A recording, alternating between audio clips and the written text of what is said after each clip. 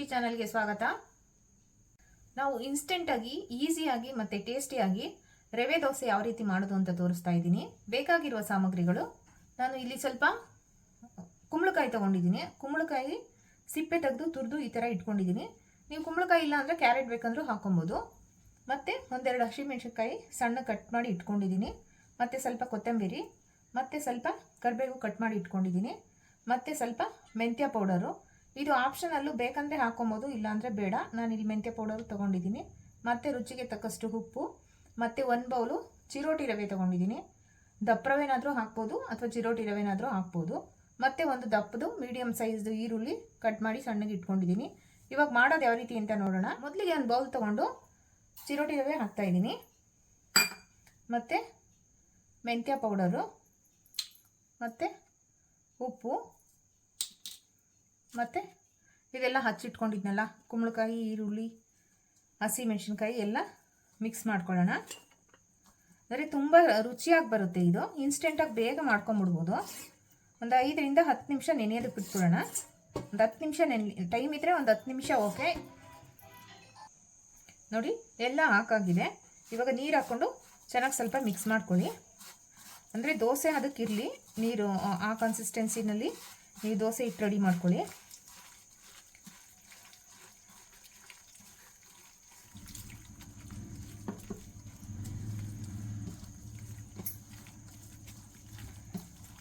ಇದಕ್ಕೆ ಬೇಕಂದರೆ ಮೊಸರು ಬೇಕಂದರೆ ಹಾಕ್ಕೊಬೋದು, ಆಪ್ಷನಲ್ಲು. ನಾನು ಇಲ್ಲಿ ಮೊಸರು ಹಾಕಿಲ್ಲ.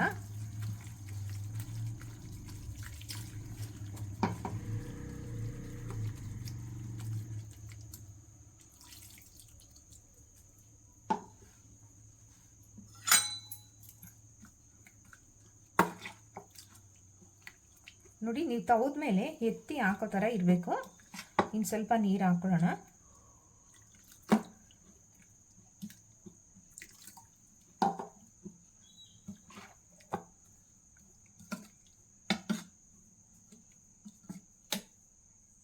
ನೋಡಿ, ಎಲ್ಲ ಕಲಸಾಗಿದೆ. ಈ ಕನ್ಸಿಸ್ಟೆನ್ಸಿನಲ್ಲಿರಲಿ.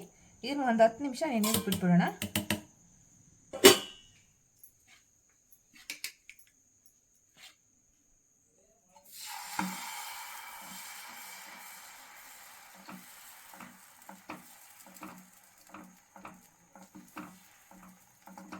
ಇದಕ್ಕೆ ಕುಂಬಳಕಾಯಿ ಹಾಕಿರೋದ್ರಿಂದ ಕ್ಯಾರೆಟ್ ಟೇಸ್ಟೇ ಬರುತ್ತೆ. ಅಂದರೆ ಸ್ವೀಟು, ಖಾರ, ಉಪ್ಪು ಎಲ್ಲ ನೀಟಾಗಿ. ನೋಡಿ, ಇವಾಗ ದೋಸೆ ಹಾಕಾಗಿದೆ. ಇದನ್ನು 1 ನಿಮಿಷ ಬೇಯಿಸ್ಕೊಳ್ಳೋಣ. ನೋಡಿ, 1 ನಿಮಿಷ ಆಗಿದೆ. ಇವಾಗ ದೋಸೆ ತೆಗಿತಾ ಇದ್ದೀನಿ.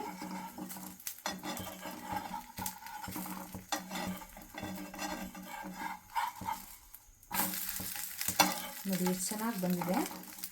ತುಂಬ ಅಂದರೆ ತುಂಬ ಚೆನ್ನಾಗಿರುತ್ತೆ. ಅಂದರೆ ಇದು ಕುಂಬಳಕಾಯಿ ಹಾಕಿರೋದ್ರಿಂದ ನಾನು ಒಂದು ಡಿಫ್ರೆಂಟ್ ಟೇಸ್ಟ್ ಬರುತ್ತೆ ದೋಸೆ. ನೋಡಿ, ಇದನ್ನು ಒಂದು ಅರ್ಧ ನಿಮಿಷದಿಂದ 1 ನಿಮಿಷ ಇನ್ನೊಂದು ಕಡೆನೂ ಬೇಯಿಸ್ಕೊಳ್ಳಿ. ತುಪ್ಪ ಹಾಕ್ಕೊಂಡು ತಿಂತಾ ಇದ್ದರೆ ಇನ್ನೂ ತಿನ್ಬೇಕು ಅನಿಸುತ್ತೆ. ತುಂಬ ಚೆನ್ನಾಗಿರುತ್ತೆ. ಒಂದ್ಸಲ ಟ್ರೈ ಮಾಡಿ ನೀವು. ನೋಡಿ, ಇನ್ನೊಂದು ಕಡೆನೂ ಒಂದು ಅರ್ಧ ನಿಮಿಷ ಬೇಯಿಸ್ಕೊಂಡಿದ್ದೀನಿ. 2 ಕಡೆ ನೀಟಾಗಿ ಬೆಂದಿದೆ.